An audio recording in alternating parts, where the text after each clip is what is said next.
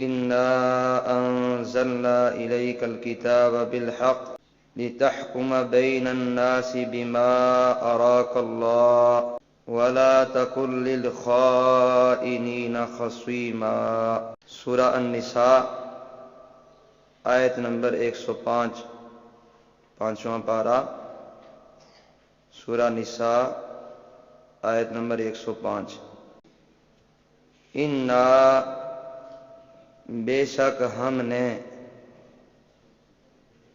انزلنا ہم نے نازل کی الیکا آپ کی طرف ہے محمد صلی اللہ علیہ وسلم الکتاب کتاب قرآن مجید بالحق حق کے ساتھ، انصاف کے ساتھ، سچ کے ساتھ،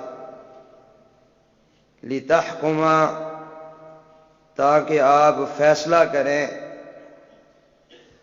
بین الناس لوگوں کے درمیان، بما مطابق اس کے جو اراک اللہ دکھا دیا ہے آپ کو اللہ تعالی نے، ولا تکن للخائنین ولا تکن اور نہ آپ ہو جائے، للخائنین خیانتیں کرنے والوں کے لیے، خصیما جھگڑنے والے،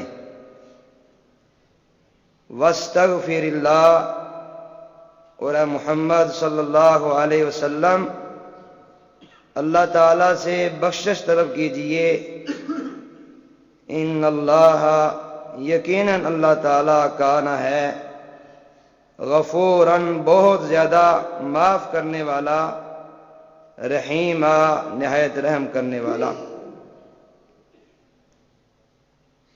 یہ آیات جو آپ نے سنی، ان کا ترجمہ سنا،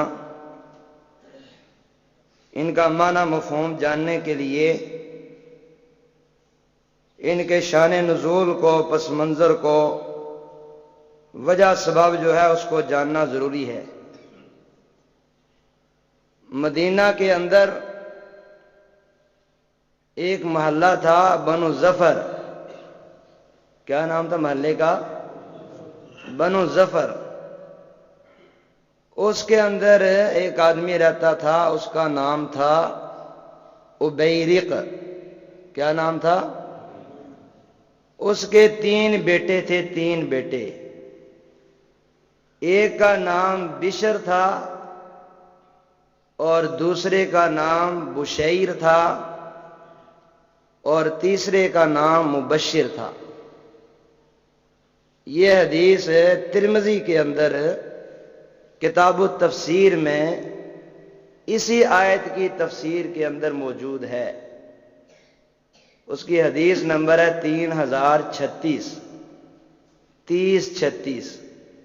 بڑے آسانی سے آپ دیکھ سکتے ہیں، ترمذی کھولیں، شروع میں جو اس کے عنوان ہیں، کتابیں ہیں، مثلا کتاب الصلاح ہے، کتاب الطہارہ ہے، کتاب الجہاد ہے، اسی طرح اس کے اندر ایک کتاب ہے کتاب التفسیر، جس کے اندر امام ترمذی رحمت اللہ علیہ نے قرآن کی تفسیر اور شان نزول، یہ آیت کہاں نازل ہوئی، کس موقع پر نازل ہوئی، کن لوگوں کے بارے میں نازل ہوئی، یہ بھی بیان کیا ہے امام ترمذی رحمہ اللہ نے۔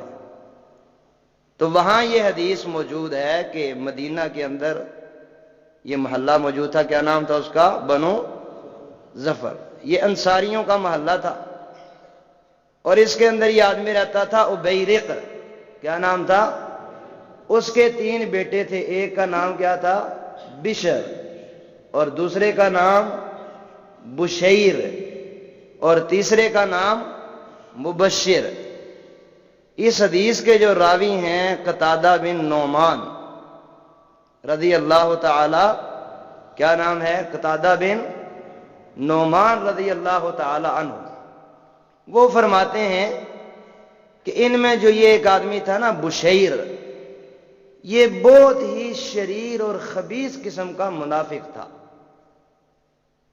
اسلام کا لبادہ اڑا ہوا تھا یہ جب بڑی بڑی جنگیں ہوئیں، خصوصاً کفر اسلام کی سب سے پہلی جنگ بدر، تو بے شمار اوس اور خزرج کے کچھ لوگ ظاہری انہوں نے اسلام قبول کر لیا، فائدے اور منافع تھے۔ یہ بھی اسی قسم کا منافق تھا بشیر، اور اشعار شاعر تھا یہ، تو اپنے اشعار کے اندر اصحاب محمد صلی اللہ علیہ وسلم کی ہجو کیا کرتا تھا، ان کی توہین کیا کرتا تھا، اور توہین کر کے شعر جو ہے وہ دوسرے لوگوں کے نام لگا دیتا کہ نہیں جی میں نے، کیونکہ منافق کا کام بھی ہوتا ہے جھوٹ بولنا، تو شعر کہہ کر ان میں صحابہ اکرام کی توہین کر کے تو شعر جو ہے یہ دوسرے لوگوں کے نام لگا دیتا، نہیں یہ شعر فلاں نے کہا، اور صحابہ اکرام کو معلوم تھا کہ نہیں یہ شعر اسی کے ہیں، یہ کسی اور کے نہیں ہیں۔ اور یہ ایسے لوگ تھے جو جہالت میں بھی، دور جہلیت کے اندر بھی اور اب بھی انتہائی فقر و فاقہ والے، محتاج، فقیر، کنگال، بالکل یہ تینوں، بشر، بشیر اور مبشر، ان کو بنو عبیرق کہتے تھے۔ عبیرق کے بیٹے جو ہوئے تو کیا کہتے تھے؟ بنو عبیرق کہتے تھے۔ مشہور و معروف ہے کہ بڑے بڑے غریب خاندان ہیں، بہت فقر و فاقے والے ہیں، اور عام طور پر جو مدینہ کے اندر کھانے کی چیزیں وہ کھجور اور جو پر گزارا کرتے تھے۔ تو تجارت، مدینہ کے لوگوں کی تجارت کا جو بنیادی جو ہے نا ان کی چلتی ہے تجارت، اس کا ڈھانچہ وہ شام اور یمن کے اندر تجارت، وہاں سے گندم آتی تھی، وہاں سے آٹا وغیرہ، تو اس پر کوئی حیثیت والا ہوتا، آسودہ حال ہوتا تو وہ خرید لیتا کوئی چیز، میدا وغیرہ، گندم وغیرہ۔ تو یہ شروع سے غریب چلے آ رہے تھے۔ اب قتادہ بن نعمان کہتے ہیں کہ شام سے ایک قافلہ آیا تو میرا چچا رفاع بن زید، کیا نام ہے؟ رفاع بن زید، وہ صاحب حیثیت تھے، وہاں سے قافلہ آیا تو انہوں نے ان سے میدا خرید لیا اپنے گھر استعمال کے لیے، مہمانوں کے لیے۔ عام طور پر جو چلتا تھا وہ تو جو اور کھجوریں ہی چلتی تھی، تو یہ خرید کر لے کر انہوں نے اپنے گھر کے بالا خانے کے اندر رکھ دیا، جہاں ان کا اسلحہ موجود تھا، زرہیں موجود تھی، تلواریں موجود تھیں، یہ سارا اسلحہ وغیرہ موجود تھا، اس کے ساتھ ہی یہ میدا بھی انہوں نے رکھ دیا۔ اب یہ کہیں جاسوسی کرتے رہے تینوں، کون؟ بشر، بشیر اور یہ تینوں دیکھتے رہے، انہوں نے کہا لو جی ہمارا کام بن گیا۔ انہوں نے وہاں نقب لگا کر کسی طریقے سے داخل ہو کر تو وہ سارا سامان بھی نکال لیا اور آٹا بھی نکال لیا، جو آٹا انہوں نے خرید کر رکھا تھا وہاں بالا خانے کے اندر وہ بھی نکال لیا، اور سارا وہ اسلحہ، تلواریں، زرہیں جو ان کی تھی ساری کی ساری وہ بھی نکال کر لے کر چلتے بنے۔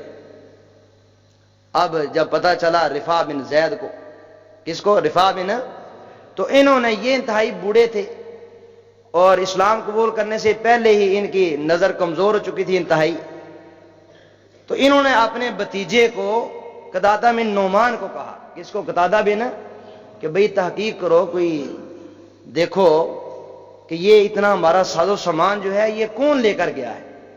انہوں نے سارے محلے کے اندر ادھر ادھر پتہ کیا، تحقیق کی، تو تحقیق کے بعد یہ پتہ چلا کہ یہ جو ہے نا تینوں، بشر، بشیر اور مبشر، ان کے گھر کے اندر آج رات آگ جلتی رہی ہے، اور وہ خوشبو بھی خاص آ جاتی ہے۔ پھر وہ بعد نے یہ بھی لکھا کہ وہ جو تھیلے وغیرہ تھے آٹے کے، اس سے کوئی آٹا گرتا رہا اور پتہ چل گیا وہاں۔ اب جب پتہ چل گیا تو انہوں نے، ان تینوں نے الزام لگا دیا، ایک اور چوتھے پر الزام لگا دیا اپنے آپ کو بچانے کے لیے۔ ان کا نام تھا لبید بن سہل۔ کیا نام تھا؟ لبید بن سہل۔ وہ بہت ہی سچے مسلمان اور بہت ہی وعدے کے سچے اور پکے مسلمان، ان ساری کی ساری خباثتوں سے اور ان کاموں سے انتہائی نفرت کرنے والے، دور رہنے والے، یعنی ان کا دور کا بھی واسطہ اس واقعے سے نہیں۔ اب انہوں نے کیا کیا؟ یہ سارا مسلمانوں کو بدنام کرنے کے لیے، منافقوں کا کردار ہوتا ہے نا، مسلمانوں کے معاشروں کو بدنام کرنے کے لیے، ان کے سچے لوگوں کو بدنام کرنے کے لیے، تو ان تینوں نے الزام لگا دیا کس کے اوپر؟ دیکھ رہا میں درمیان سے کسی کو پوچھ لوں گا پھر۔ الزام لگا دیا کس کے اوپر؟ لبید بن سہل کے اوپر الزام لگا دیا، لو بھی یہ چوری نہ اس نے کی۔ اب سچا آدمی اس کو غصہ تو پھر آتا ہے نا، لو بھی میرا اس سے واسطہ ہی نہیں، تعلق ہی نہیں ہے، کیا آٹا یہ زنا یہ سلسلہ مجھے خبر ہی نہیں۔ انہوں نے تلوار نکال لی اور تلوار نکال کر کہا میں تمہارا کام کر دوں گا، میں تمہیں ختم کر دوں گا، قتل کر دوں گا، فوراً اس کی تحقیق کرو، بالکل میں اس کے اندر ملوث نہیں ہوں، میرا نام تم نے کیوں لیا؟ یہ تلوار دیکھ لیں، میں نے نکال لی اور میں تمہارا کام کروں گا، فوراً تحقیق کریں۔ اب انہوں نے فوراً کہا نہیں جی نہیں، منافق بزدل بھی تو ہوتا ہے نا، بزدل بھی ہوتا ہے، ڈرپوک بھی ہوتا ہے۔ انہوں نے کہا لو جی ہم تو قتل ہو جائیں گے۔ کہا نہیں جی بات ایسی نہیں ہے، آپ بالکل چور نہیں ہیں، آپ سچے ہیں، بہت بہترین آدمی ہیں، بڑے اچھے خاندان کے ہیں، آپ نے یہ کام بالکل نہیں کیا ابھی، ویسے بس آپ کا نام لگ گیا، آپ تو اس کے اندر بالکل ملوث نہیں ہے۔ یہ کیوں نے کہا؟ ان تینوں نے کہا کہ اس کو لبید بن سہل رضی اللہ تعالیٰ۔ اب یہ جب واقعہ ہوا اس کے بعد رفاع بن زید نے کہا قتادہ بن نعمان کو کہ آپ جائیے محمد الرسول اللہ صلی اللہ علیہ وسلم کے پاس جا کر یہ سارا مسئلہ رکھیں، بڑا ہمارا اتنا نقصان ہوا ہے، چلو آٹے کی پھر خیر ہے، تو اتنا ہمارا اسلحہ، یہ زرہیں، یہ تلواریں، یہ سب یہ بھی نکل گئیں، تو اس کا بھی پتہ چلنا چاہیے، کوئی تحقیق ہونی چاہیے، جائیں شاید اللہ تعالیٰ وحی کے ذریعے بتا دے کسی طریقے سے۔ اب قتادہ بن نعمان گئے نبی اکرم صلی اللہ علیہ وسلم کے پاس کہ آپ بتائیے یہ اتنا میرے چچا جو ہیں ان کا اتنا بڑا نقصان ہوا ہے، تو آپ اس کی کوئی تحقیق کر کے بتائیں۔ یہ واقعہ بہت قابل غور ہے کہ محمد الرسول اللہ صلی اللہ علیہ وسلم کو اگر معلوم ہوتا تو فوراً کہہ دیتے بھائی کیسی بات کر رہے، مجھے سب پتا ہے، وہ دیکھو وہ فلاں فلاں فلاں نام میں دیکھ رہا تھا، سب کچھ مجھے پتا تھا، آپ بتانے کہ وہ فلاں کے گھر فلاں جگہ میں، گھر کے اندر فلاں جگہ آٹا، فلاں جگہ زیرہ، فلاں جگہ تلواریں، جا کر اٹھا لو، ایسی بات بالکل نہیں۔ جا کر پوچھا تو کہا چلو آپ جائیں، میں تحقیق کرتا ہوں اور میں بتاؤں گا، تحقیق کر کے آپ کو بتاؤں گا۔ اب اتنی دیر انہوں نے قتادہ بن نعمان واپس آئے تو پیچھے سے انہوں نے پھر اپنی منافقت کی، ایک آدمی کو تیار کیا، اس کی ذہن سازی کی، ہوتے نا بعض سادے لوگ دوسرے کی باتوں میں آ جاتے ہیں۔ تو اسیر بن عروہ اس کا نام، اسیر بن، اس کو تیار کیا جی آپ جائیں فوراً دیکھیں، اللہ کے نبی صلی اللہ علیہ وسلم کے سامنے جا کر کہیں کہ وہ تو بڑے سچے مسلمان ہیں، بڑے اچھے کردار کے مالک ہیں، وہ تینوں بھائی جو ہیں بشر، بشیر، اور ان پر ایسے جو ہے نا یہ الزام لگا رہے ہیں، قتادہ بن نعمان ان کے چچا جو ہیں ایسے الزام لگا رہے ہیں، وہ تو بڑے سچے بڑے اچھے خاندان کے لوگ ہیں۔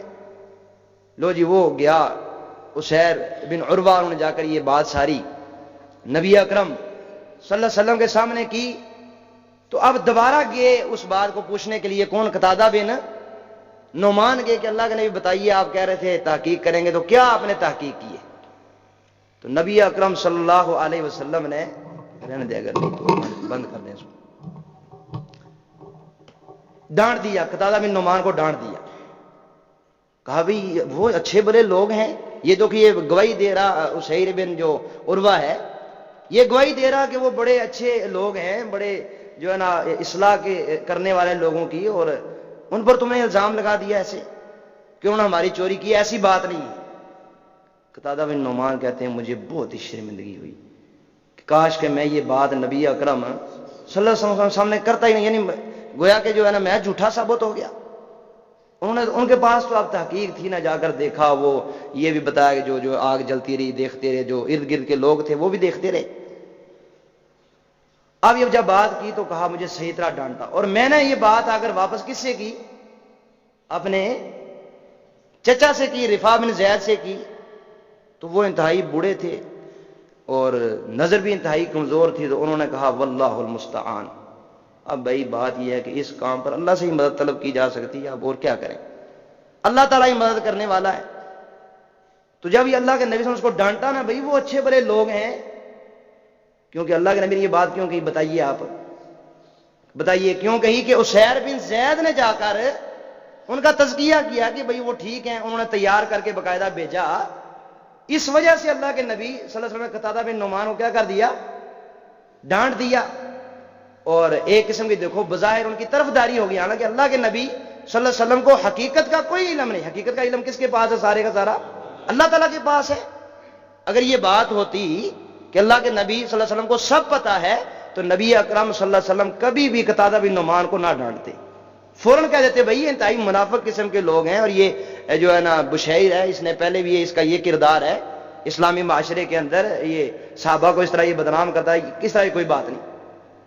اب اتنی بات تھی تو اللہ تعالیٰ نے یہ آیات نازل کر دیں جو آپ نے پڑھی ہیں۔ قتادہ بن نعمان کہتے ہیں کہ یہ آیات اللہ تعالیٰ نے ہماری تصدیق میں اور اس تحقیق کو واضح کرنے کے لیے اور ان منافقوں کو واضح کرنے کے لیے اللہ تعالیٰ نے یہ آیات نازل فرمائی۔ اب جب یہ آیات نازل ہوئی نا تو پردہ سارا چاک ہو گیا، راز جو سارے کا سارا راز تھا وہ فاش ہو گیا، پتہ چل گیا کہ بھئی یہ ساری کی ساری چوری کس نے کی ہے؟ بشر، بشیر اور بشر، انہوں نے ساری چوری کی، سارا کردار یہ ان کا ہے، ان منافقوں کا ہے۔ تو اس کے بعد جب یہ ساری تحقیق ہوگی تو اب لازمی ان کو سارے کا سارا جو سامان تھا، جو زریں تھیں، جو تلواریں تھیں، تو بلکہ رفاع بن زید نے یہاں تک بھی کہا کہ اللہ کے نبی کو کہہ دیجئے چلو آٹے کی خیر ہے، کوئی مسئلہ نہیں، وہ ہمارا قیمتی ساز و سامان جس کے ذریعے ہم اسلام کے غلبے کے لیے یہ کام کرتے ہیں جی، اور کفار جو اسلام پر حملہ آور ہیں، اسلام کا دفاع کر کے جی، یہ ہمارا اسلحہ جو ہے، یہ تلواریں جو ہے، یہ زریں، یہ ہمیں ملنی چاہیے، باقی آٹا جاتا ہے تو کوئی مسئلہ نہیں۔ جب یہ مسئلہ سارے کا سارا راز فاش ہوا، اس وقت ان تینوں نے لا کر سارا سامان جو ہے نا وہ رفاع بن زید رضی اللہ تعالیٰ عنہ کے سامنے رکھ دیے۔ تو اب دیکھیں انہوں نے کیا کیا، انہوں نے اس خوشی کے اندر نا وہ سارے کے ساری جتنی تلواریں تھیں، جتنی زریں تھیں، وہ لے کر محمد الرسول اللہ صلی اللہ علیہ وسلم کے سامنے رکھ دی۔ کہا اللہ کے نبی صلی اللہ علیہ وسلم، اللہ نے ہماری اتنی مدد کی اور ہماری تصدیق میں اللہ تعالیٰ نے یہ آیات نازل فرمائی، تو اس خوشی کے اندر یہ ساری زریں، ساری تلواریں میں فی سبیل اللہ کے راستے میں دیتا ہوں۔ سب جو ہے دے دی۔ اور قتادہ بن نعمان کہتے ہیں کہ پہلے مجھے اپنے چچا کے اسلام کے بارے میں کوئی اتنا اطمینان نہیں تھا، اتنا اطمینان نہیں تھا جو رفاع بن زید ہیں۔ جب انہوں نے یہ کام کیا تو میرے دل کے اندر ان کے اسلام اور ایمان کے بارے میں صحیح طرح اطمینان بیٹھ گیا کہ یہ تو بہت ہی سچے اور پکے مسلمان ہیں اور صحیح معنوں میں محمد الرسول اللہ صلی اللہ علیہ وسلم کے ساتھ محبت کرنے والے۔ تو اس واقعے کے بارے میں یہ آیات نازل، اور اس کے بعد پھر جب یہ راز فاش ہوا اور سارے معاشرے کے اندر ان کی بدنامت ہوئی، تو اب یہ بشیر جو ہے نا، اس نے جو ظاہری اسلام کا لبادہ اڑا ہوا تھا نا وہ بھی چھوڑ دیا، اور چھوڑ کر جا کر مشرکین کے ساتھ مل گیا۔ جب مشرکین کے ساتھ مل گیا، وہاں ایک عورت ہے اس کے پاس گیا، سلافہ بن سعد اس کا نام ہے، اس کے پاس سلافہ بن سعد، اس کے پاس گیا اپنا سامان وغیرہ لے کر، تو یہ شعر پڑھ کر توہین کرتا تھا نا صحابہ کرام کی۔ تو حسان بن ثابت شاعر رسول صلی اللہ علیہ، انہوں نے پھر اپنے شعروں کے اندر اس کی جو حقیقت تھی نا اور جو اس کا نفاق تھا، شعروں کے اندر اس کو بیان کیا، اور اس کی بڑی خطرناک قسم کی توہین ہوئی ان شعروں کے اندر، اور وہ توہین جو ہے نا اس عورت کو بھی پہنچی۔ کس کو؟ سلافہ بن سعد کو، اور اس کے اندر ساری اس کی جو جتنی وہ کارستانی تھی وہ بیان کی، اور یہ سارا سلسلہ تو اس عورت نے نا کہ اس کی وجہ سے میری بھی توہین، اس نے کہا تم میرے پاس کیا لے کر آیا ہے سوائے حسان بن سعد کے جو ہے نا، حسان بن ثابت کے شعروں کے، کہ جس کے اندر ہمارے خاندان کی توہین، میری بھی توہین، تیری توہین ظاہر ہے میری ہے۔ تو اس نے اس کا سارا ساز و سامان اٹھا کر نہ لے کر اب تک جگہ جو میدان ہے اس کے اندر پھینک کر وہاں کیسے ذلیل، ایک عورت کے ہاتھوں اللہ تعالیٰ نے اس منافق کو ذلیل کر دیا، اور سارے کا سارا راز اس کا کیا کر دیا؟ فاش کر دیا۔ اور ان آیات کے ذریعے اللہ تعالیٰ نے وہ ساری کی ساری حقیقت کھول کر بیان کر دی۔ بے شک ہم نے انزلنا، ہم نے نازل کی، الیکا آپ کی طرف ہے محمد صلی اللہ علیہ وسلم، الکتاب کتاب، بالحق حق کے ساتھ، لتحکم تاکہ آپ فیصلہ کریں، بین الناس لوگوں کے درمیان، بما مطابق اس کے جو اراک اللہ دکھا دیا ہے آپ کو، یعنی اب آپ نے فیصلہ اس کے مطابق کرنا ہے کہ جو اللہ نے آپ کو پہلے پتا تھا اللہ کے نبی کو۔ اب بتائیں عالم الغیب ذات کس کی ہے؟ اس واقعے کو سامنے رکھیں، تھا کوئی پتہ محمد رسول اللہ؟ اصل میں نبی کی شان جو ہے نا، نبی کی شان یہ ہے کہ نبی محمد صلی اللہ علیہ وسلم اس وقت تک بولتے ہی نہیں ہیں جب تک اللہ کی وحی نہ آ جائے۔ جب بھی ہونٹوں کو حرکت دیتے ہیں تو اللہ کی وحی سے حرکت دیتے ہیں. وما ینطق عن الہوا ان ہوا الا وحی یوحی. یہ ہے نبی کی شان.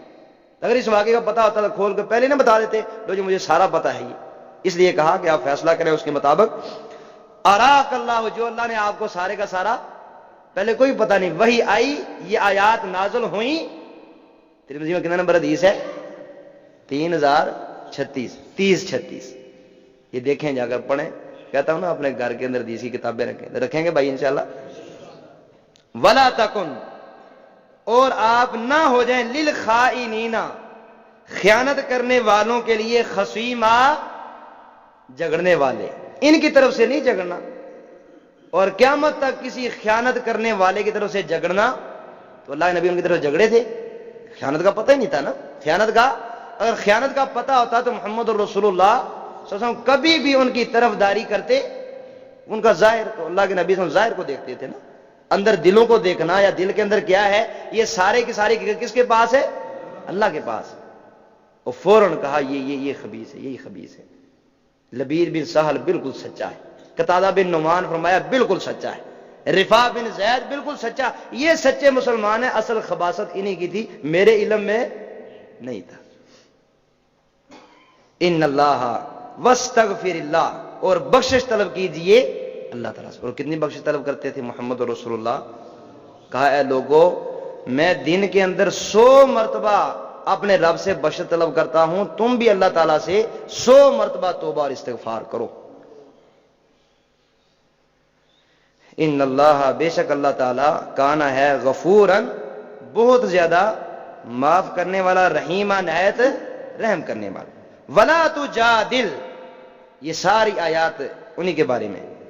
اور نہ آپ جھگڑیے, ولا تجادل, اور نہ آپ جھگڑیے, عن الذین, ان لوگوں کی طرف سے, یختانون, جو خیانتیں کرتے ہیں. یختانون, جو خیانت کرتے ہیں, انفسہم, اپنے آپ سے. انفسہم, اپنے آپ سے کیا خیانت تو انہوں نے رفاع بن زید کی تھی. ہر خیانت حقیقت میں وہ اپنے ساتھ ظلم ہے, اپنی جان پر ظلم ہے.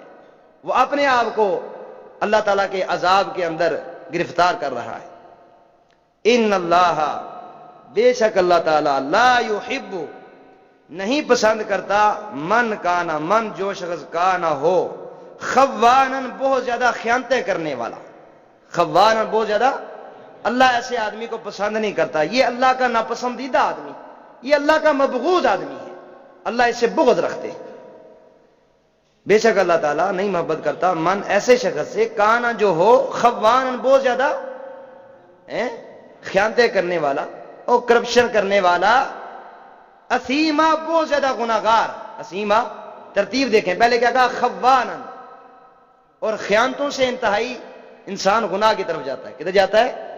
گناہ کی طرف جاتا ہے, کیونکہ خیانت کرتا ہے, پھر جھوٹ بولتا ہے, اور جو جھوٹ ہے یہ انسان کو گناہ کی طرف لے کر جاتا ہے. اور نبی اکرم نے فرمایا آیت المنافق کی ثلاث, کسی نے منافق کو اگر پہچاننا ہو نا تو منافق کی 3 نشانیاں ہیں. منافق کی, اذا حدث کذب, بخاری مسلم میں, جب بھی بات کرتا ہے کذب, جھوٹ بولتا ہے. واذا وعد اخلف, اور جب بھی وعدہ کرتا ہے تو اس کی خلاف ورزی کرتا ہے. واذا اؤتمن خان, اور جب اس کے پاس امانت رکھی جائے تو کھانا اس میں خیانت کرتا ہے. یہ منافق کی نشانی ہے, یہ ایمان والے کی نشانی نہیں ہے. یستخفون, وہ چھپتے ہیں. کون؟ سارے منافق, لیکن بالخصوص یہاں کون مراد ہیں؟ وہ 3. کون کون؟ بشر, بشیر, اور یاد رکھ لینا. یستخفون, وہ چھپتے ہیں, من الناس, لوگوں سے. ولا یستخفون, اور نہیں وہ چھپتے, من اللہ, اللہ سے چھپیں گے کدھر؟ اس لیے گناہ کر لینا چاہیے لیکن اللہ سے چھپ کر. گناہ کر لینا چاہیے لیکن اللہ سے چھپ کر. کوئی ہے جگہ جو ایسی اللہ سے مخفی ہو؟ کتنا نادان ہے یہ انسان. اپنے باپ سے چھپ رہا ہے, ماں سے چھپتا ہے, کس سے چھپتا ہے. لیکن جو ذات ہر جگہ دیکھنے والی, ذرے ذرے کو دیکھنے والی, اسے کوئی چھپ سکتا ہے؟ بڑے چھپے نہیں یہ تینوں, چھپ سکے؟ اللہ نے کس طرح بڑے, دیکھو پہلے وہ فلاں کو بھیجا, فلاں کو بھیجا, جاؤ جی یہ کرو, وہ کسی طرح ہمارے پر پردہ پڑ جائے. لیکن گناہ اگر ذرے کے برابر بھی ہے تو اللہ اس کو بھی دکھا دے گا. فمن یعمل مثقال ذرۃ خیرا ومن یعمل مثقال ذرۃ شرا یرا، ذرے کے برابر خیر کرے گا اس کو بھی اپنے سامنے دیکھ لے گا، پہلے تو دنیا کے اندر ہی، پہلے تو ایسے آدمی کو دنیا میں اللہ ذلیل کر دیتا ہے، اگر دنیا میں نہیں تو آخرت میں تو لازمی ذرے ہاں توبہ کر لے، سچی توبہ کر لے تو اس کے ذریعے اللہ تعالیٰ سارے گناہ معاف کر دیتا ہے۔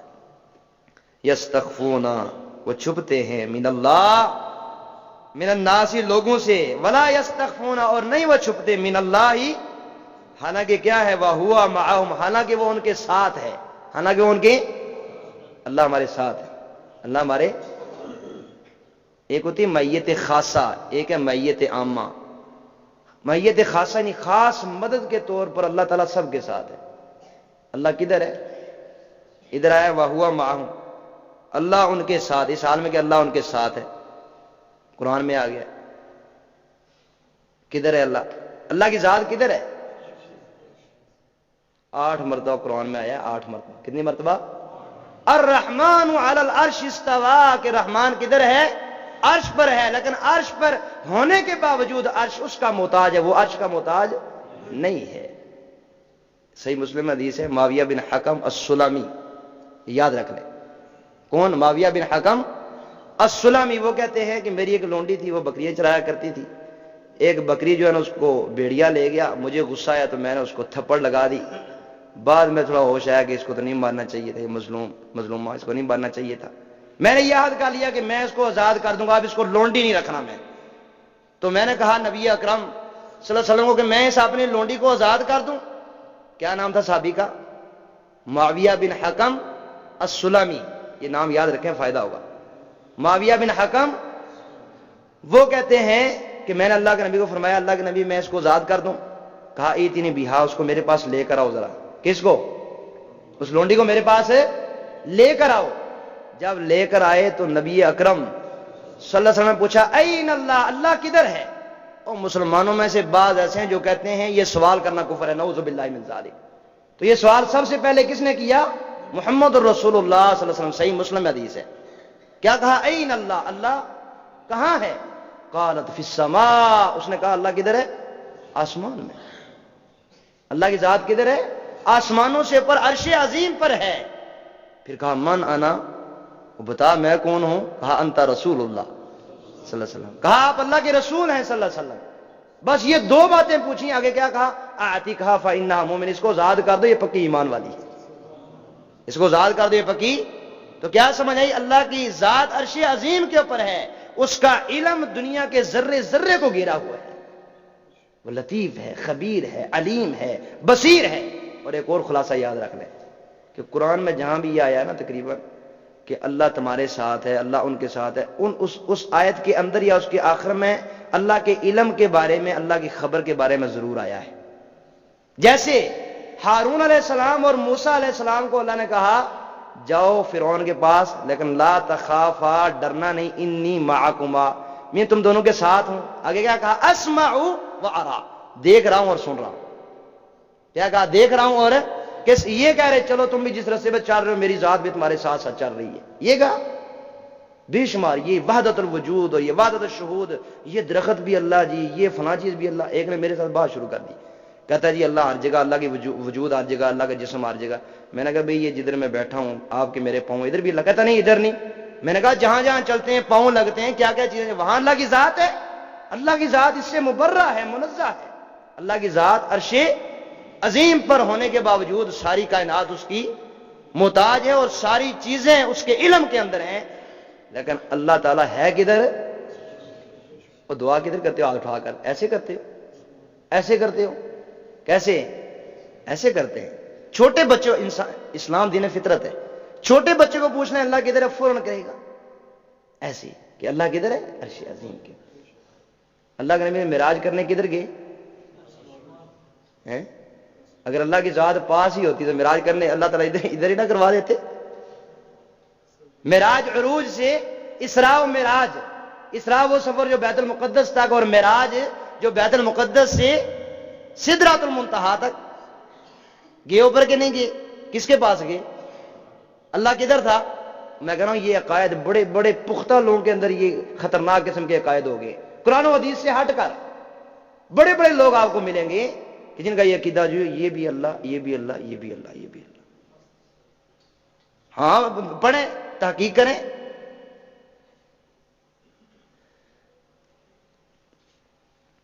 وَهُوَ مَعَهُمْ، اور وہ ان کے ساتھ ہے. اس کا علم، اس کی خبر، اس کا دیکھنا، اس کا سننا. کب؟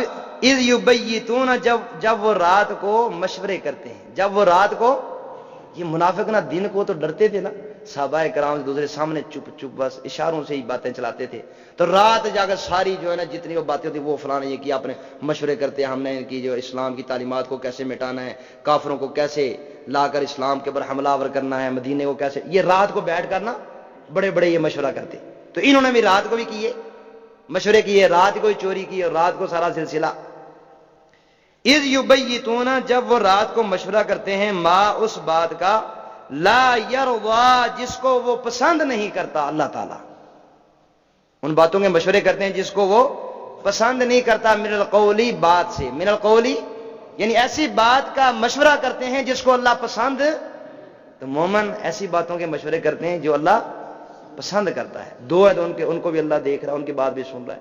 وہ بات ہی اس بات کو سامنے رکھ کر اپنی باتیں کرتے ہیں کہ ہمارا رب ہمیں دیکھ رہا ہے اور ہمارا رب ہماری باتیں. اور جو کلمہ بھی زبان سے نکلتا ہے نا، ما یلفظ من قول الا لدیہ رقیب عتید.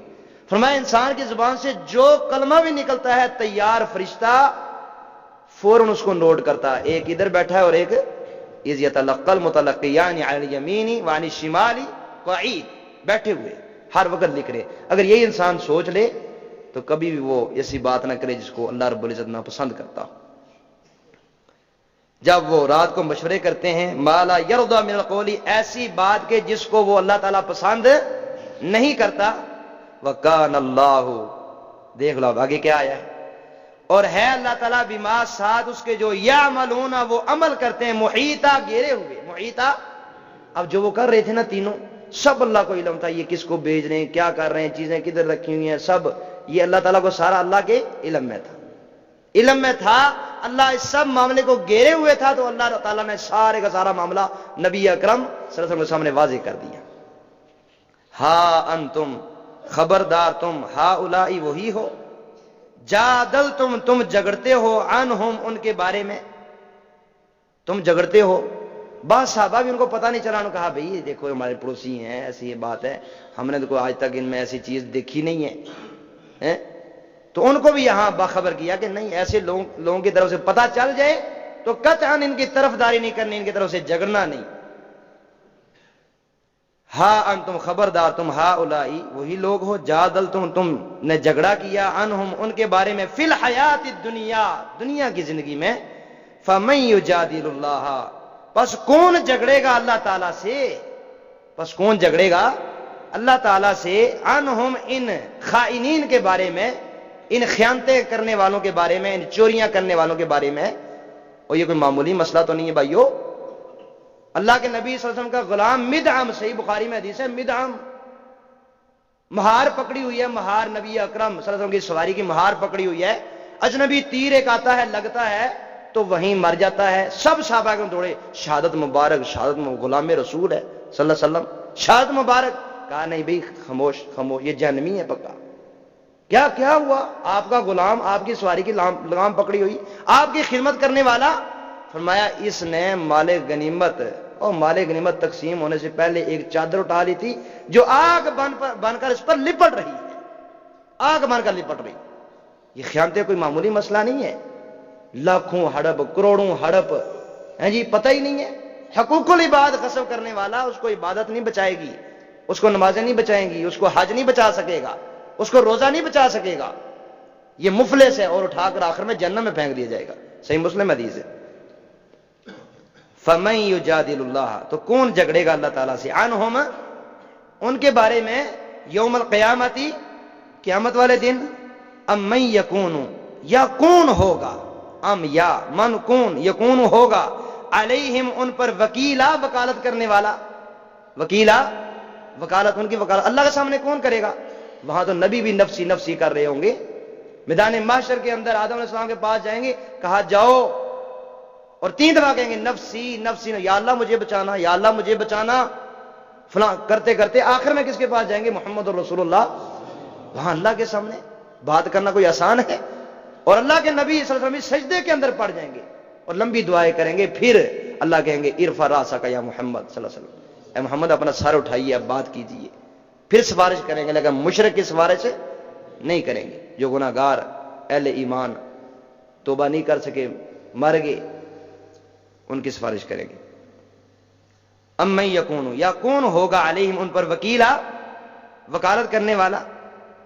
پھر آگے کہا ومن یعمل، اور جو کوئی بھی عمل کرے سوءن، کوئی بھی برا عمل، سوءن کوئی بھی، او یظلم، یا وہ ظلم کر بیٹھے، نفسہ ہو اپنی۔ اب دیکھو ان کو بھی سمجھایا جا رہا ہے کہ توبہ کر لو، ٹھیک ہے یہ کام تم سے ہو گیا، یہ غلطی ہو گئی، یہ خیانت ہو گئی، بہت بڑی خیانت، بہت بڑا جھوٹ ہو گیا، لیکن اللہ کے توبہ کے دروازے بند، آؤ توبہ کر لو، سچی توبہ کر لو۔ لیکن اس بشیر کو توبہ کی توفیق پھر بھی ملی، جو یہ راز فاش ہوا فوراً جا کر مشرکین کے ساتھ مل گیا۔ پہلے منافق تھا نا، پہلے منافق تھا۔ جو کبھی عمل کرے سوءن برا، او یظلم، یا وہ ظلم کرے، نفسہ ہو اپنی، ثم یستغفر اللہ، پھر وہ بخشش طلب کرے اللہ تعالیٰ سے، پھر وہ بخشش طلب کرے اللہ تعالیٰ سے، یجد اللہ، وہ پائے گا اللہ تعالیٰ کو غفوراً، بہت زیادہ معاف کرنے والا، رحیمہ، نہایت رحم کرنے والا۔ یہاں تک فرمایا نبی اکرم صلی اللہ علیہ وسلم نے حدیث قدسی کہ اللہ تعالیٰ فرماتے ہیں کہ تم زمین و آسمان کے خلا کے بڑھ جانے کے برابر گناہ لے کر آؤ، میں اسے بڑھ کر رحمت لے کر آؤں، لیکن آئے تو صحیح، قل یا عبادی الذین اسرفوا علی انفسہم لا تقنطوا من رحمت اللہ ان اللہ یغفر الذنوب جمیعا، کہ جنہوں نے اپنی جانوں پر بہت زیادہ ظلم کر لیے ہیں وہ اللہ کی رحمت سے نا امید نہ ہوں، اللہ تعالیٰ سارے گناہوں کو معاف کر دینے والا ہے، لیکن کس کے لیے؟ جو توبہ کرے، اور توبہ کا معنی ہے لوٹ آنا۔ توبہ کا معنی کیا ہے؟ لوٹ آنا، پلٹ آئے، اپنی گندی زندگی سے پلٹ آئے تو اللہ تعالیٰ صرف معاف ہی نہیں کرے گا، گناہوں کو نیکیاں بنا دیتا ہے۔ اور سورہ فرقان کے اندر ہے، سورہ فرقان کے اندر تقریباً جو ہے نا آیت نمبر 68 ہے اس کی، کہ اولئک یبدل اللہ السیئات حسنات، کہ یہ لوگ جو سچے دل سے توبہ کرتے ہیں نا، گناہ کرتے رہے، اللہ تعالیٰ جو توبہ کرے گا ان کے سیئات کو اللہ حسنات بنا دے گا، گناہوں کو اللہ تعالیٰ نیکیاں بنا دیتا ہے۔ جو سچے دل سے توبہ کیا ہے؟ اور تنہائی کے اندر بیٹھ کر اپنے سارے گناہ جو آسان تین طریقہ آپ رب کے سامنے رکھ دیا، اللہ مجھے اب تیرے در کے علاوہ کوئی در نہیں ہے، میں تیرے سامنے آ گیا ہوں، میری ساری کمزوریاں کوتاہیاں تیرے سامنے آئے، اللہ معاف کر دے، معاف کر دے، تو اللہ تعالیٰ سب گناہوں کو معاف کر دے۔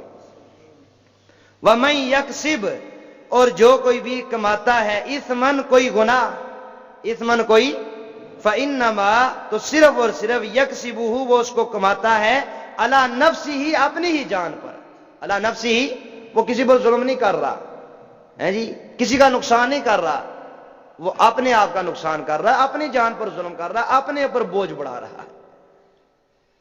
وَكَانَ اللَّهُ، اور ہے اللہ تعالیٰ، علیماً، خوب جاننے والا، حکیمہ، بہت زیادہ حکمت والا۔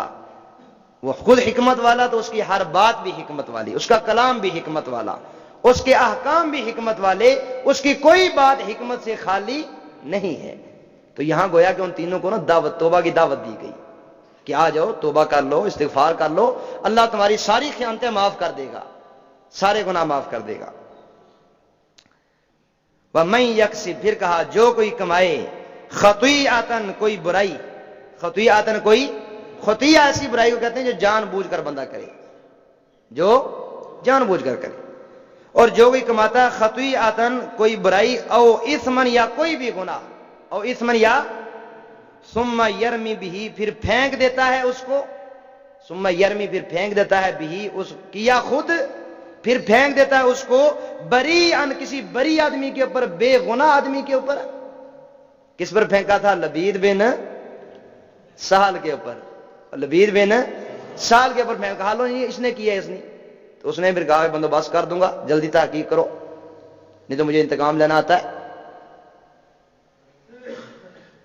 اور جو کوئی کماتا ہے خطیئۃ کوئی بھی برائی، او اثمن، یا کوئی بھی گناہ، ثم یرمی، پھر وہ پھینک دیتا ہے بھی اس گناہ کو، بریئن، کسی بری آدمی کے اوپر، بے گناہ بے قصور آدمی کے اوپر، فقد احتمل، پس تحقیق اس نے اٹھا لیا ہے یعنی اپنے اوپر بہتان، ایک بہت بڑا بہتان اپنے ذمے لے لیا، یعنی ایک دو گناہ کیا اور گناہ کرنے کے بعد جو اس کے ذمے لگا لیا تو اب کبیرہ گناہ ایک اور لے لیا، بہتان لگا کر کبیرہ گناہ ایک اور لے لیا اپنے ساتھ۔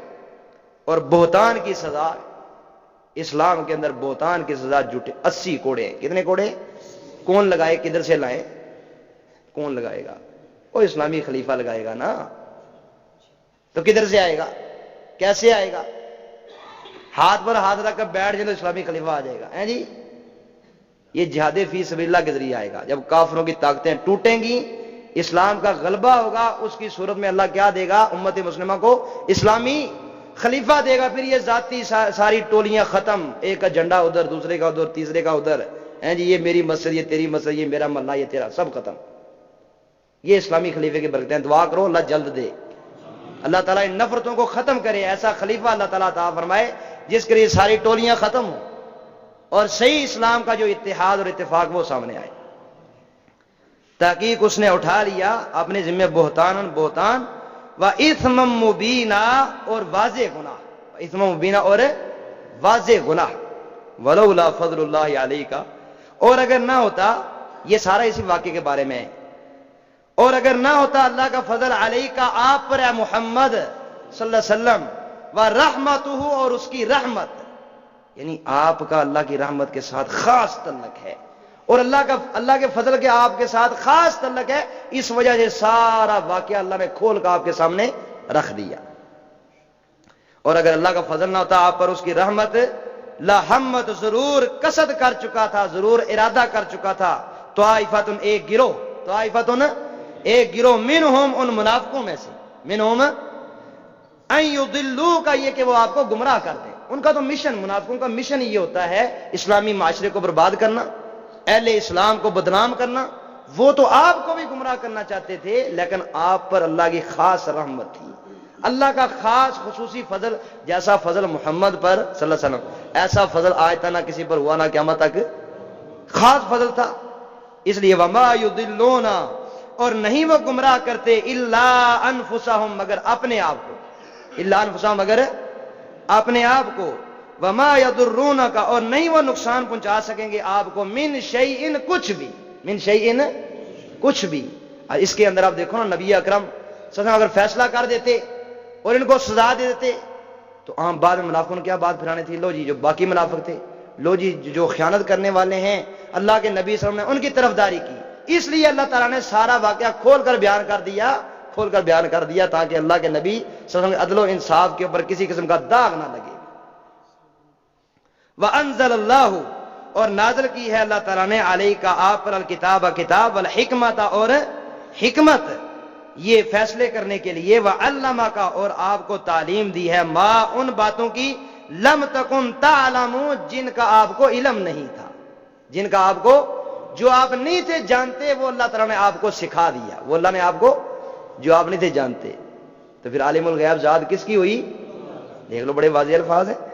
اور آپ کو سکھایا، ما، وہ چیزیں سکھائیں، لم تکن، جن کو نہیں تھے، تعلم، آپ، یہ جو ہے نا نوح علیہ السلام کی قوم کا واقعہ، وہ کوئی پتہ نہیں تھا، آپ ادھر موجود نہیں تھے، جتنی پہلی قومیں ہیں وہ کوئی واقعہ تھا، آپ کو پتہ نہیں تھا، وہ سارے بھی اللہ نے بتائے۔ اور یہ جو منافقوں کا واقعہ ہے، اس کی تفسیر بھی کس نے بتائی؟